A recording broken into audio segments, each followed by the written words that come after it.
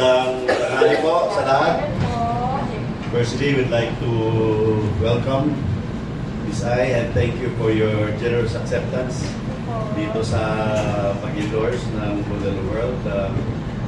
About 3.5 years ago, Bulalo World was born. Medyo bata pa ko itong brand ito, but we have truly big plans. And nagsimula ko ang Bulalo World sa Aisitan Rectomon.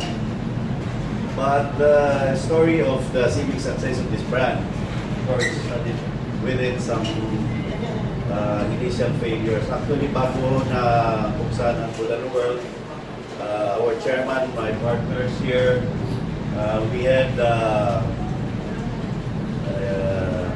bit of sad story with 4 brands that failed. No? Una, yung 3 options, Niknok Manok na nasinok.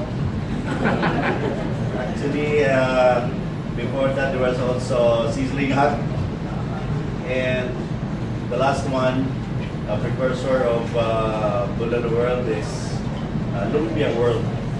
Would it have been better if it were Lumpia World than Bulalo World? Of course, Bulalo World, umatok ko siya. We felt that the brand that it replaced, yung Sizzling Hot, we saw that the sales, the acceptance of the market was really there. Tinanong namin yung sarili namin, bakit siya tinanggap, ano? Una, siguro dahil ito ay comfort food. It does not want to really to have the best soup. Yesterday, konting trivia lang, I was in WOFEX, World Food Exhibit in World Trade Center and SMX. No? It's currently showing now, and thanks Abby for suggesting. And one of the booths there was offering bone. No? The brand was Big Bone.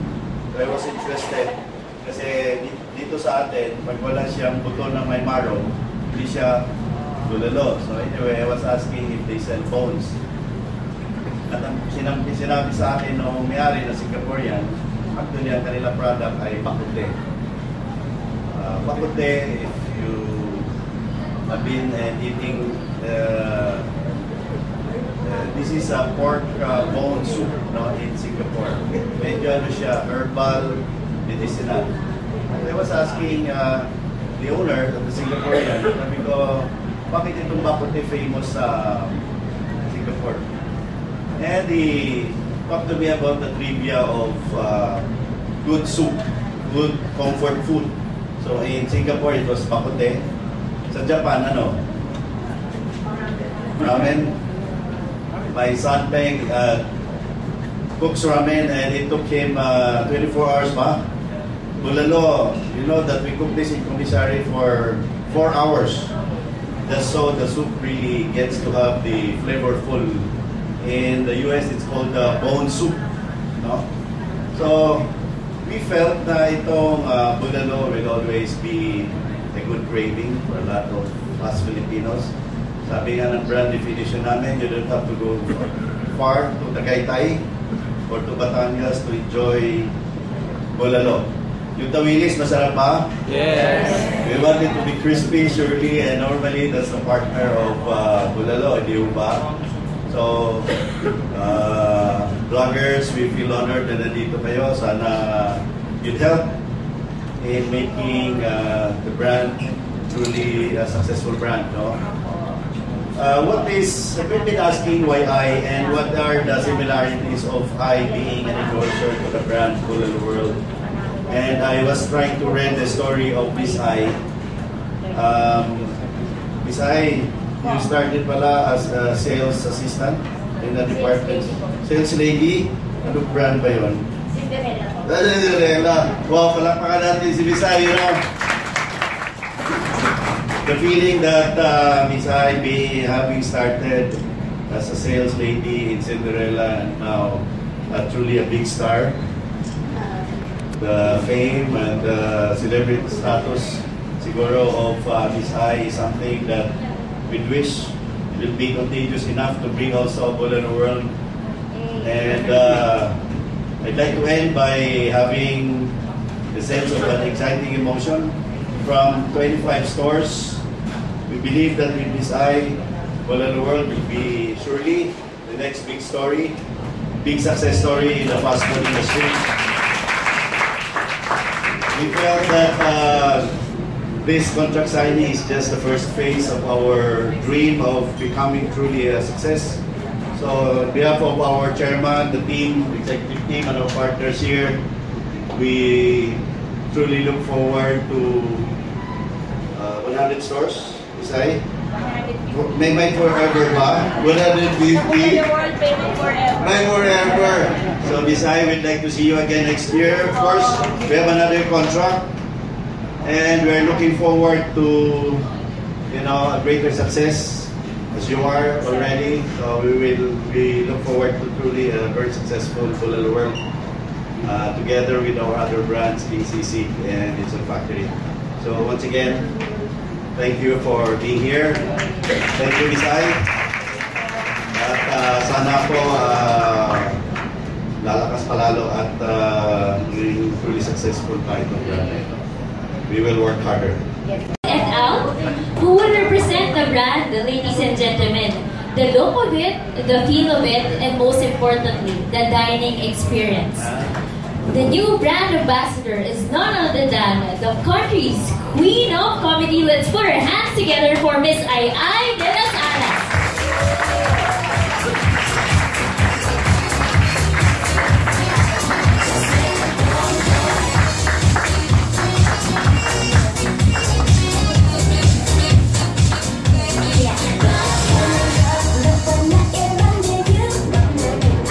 Good afternoon po sa inyong lahat.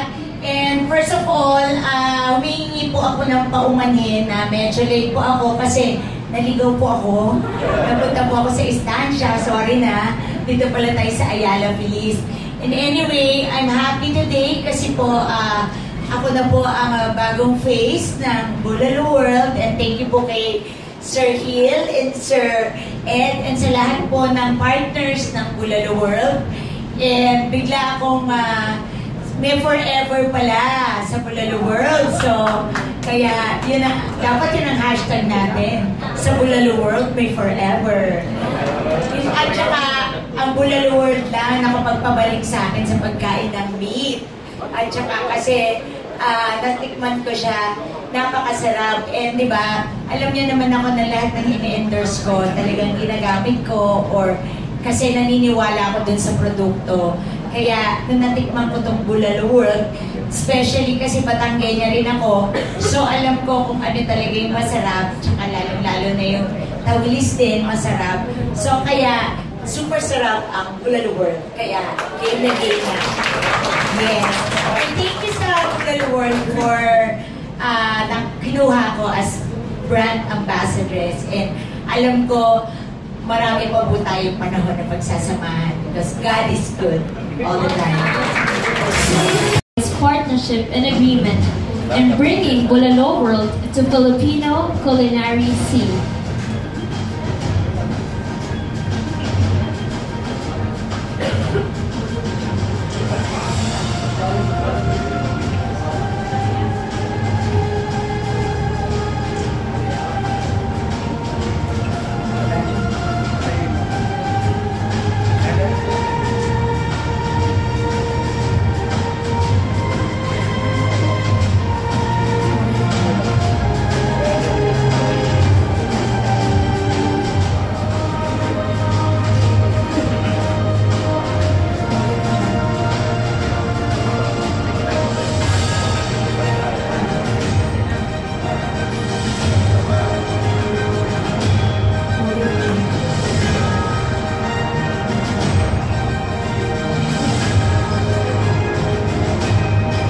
Hi po, I'm Alan, StarsPhotog. Tanong ko lang po kung paano nag-start yung partnership with Miss Ai dito sa Bulalo World. And siya po ba yung first endorser ng Bulalo World? Kay Sir Hill. Paano nagsimula ang partnership with Miss Ai? Firstly, we'd like to credit and say our gratitude to the friend of Miss Ai, and ito si Sir Nap Gutierrez.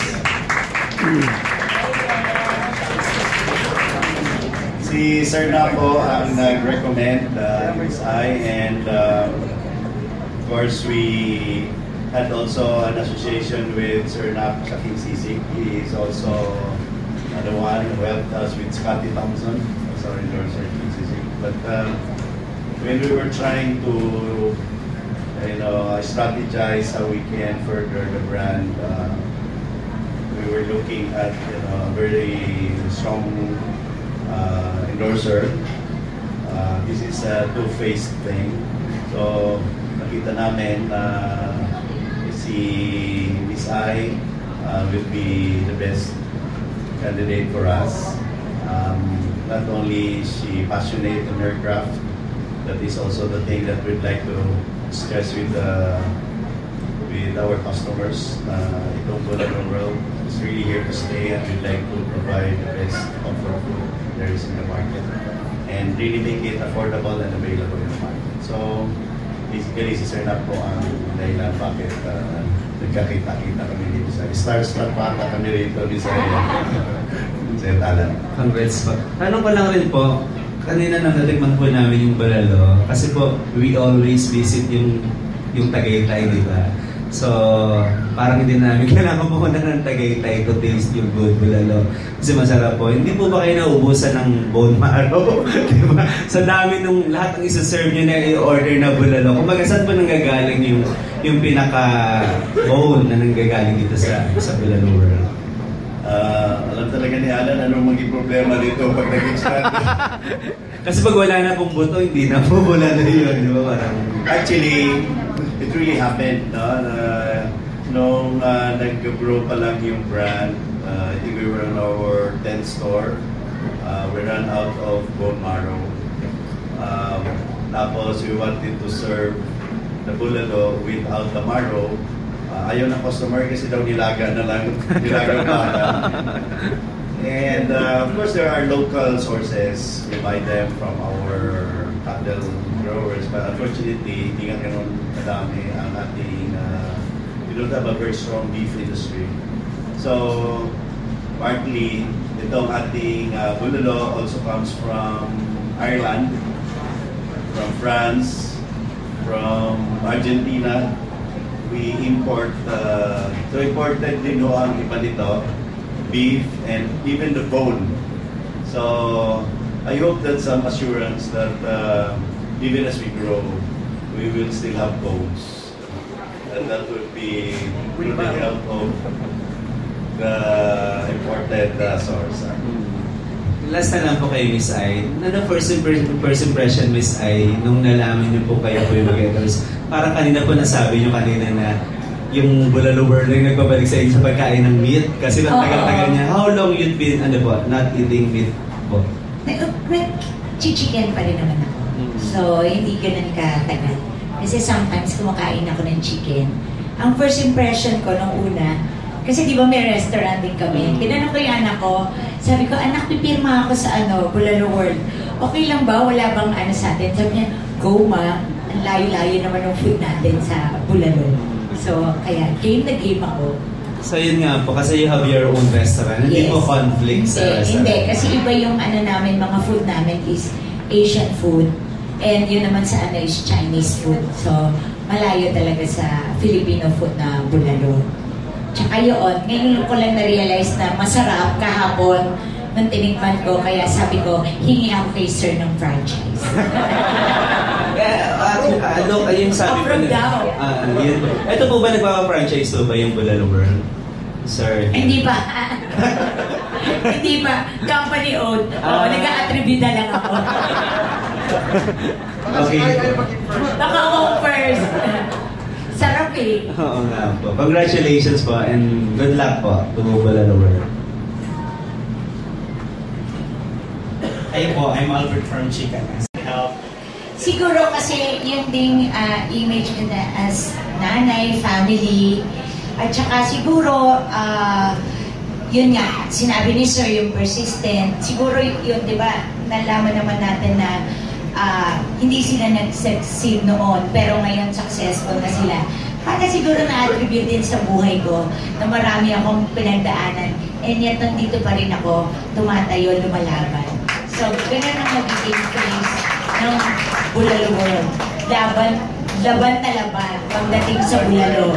My forever pagdating sa Bulalo. Bulalo World! Pwede kami you're on top of the Bulalo World. Yes, tama. You're on top of Bulalo World. Bongga. So I think yun ang dahilan kung bakit marami ako ini-endorse na food.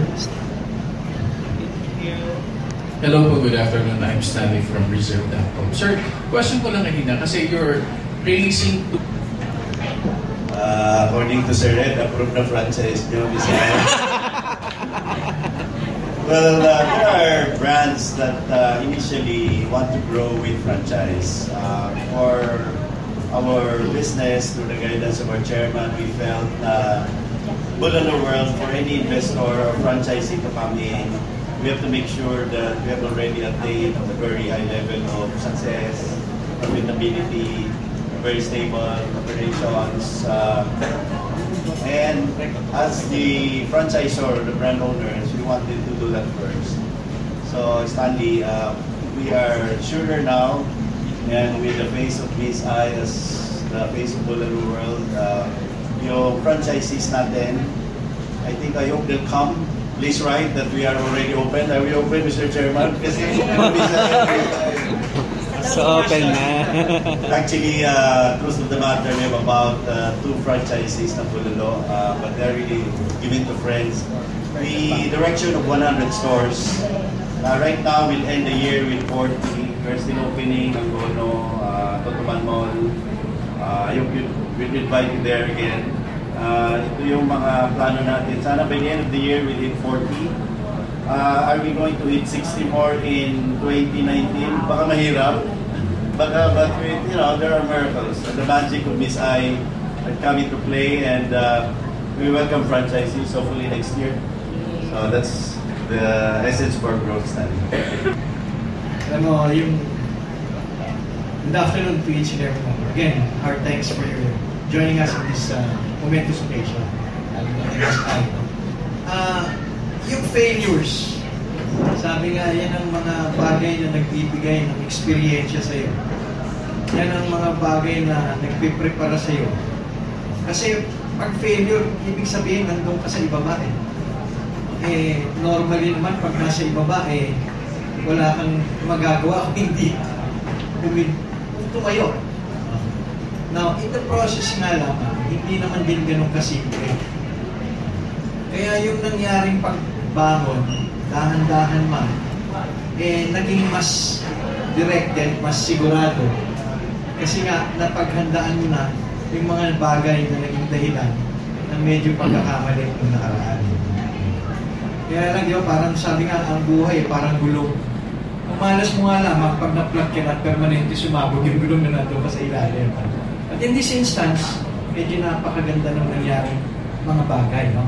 Development nga natin, isa pang bagay pala dyan sa bakit, kung paano, naranasan namin na yung mga produktong ini-offer natin, medyo hindi madaling i-communicate o maintindihan nung bala ng kakain o i-offeran natin kung ano yung pagkain o kung ano yung produktong iniaalay natin.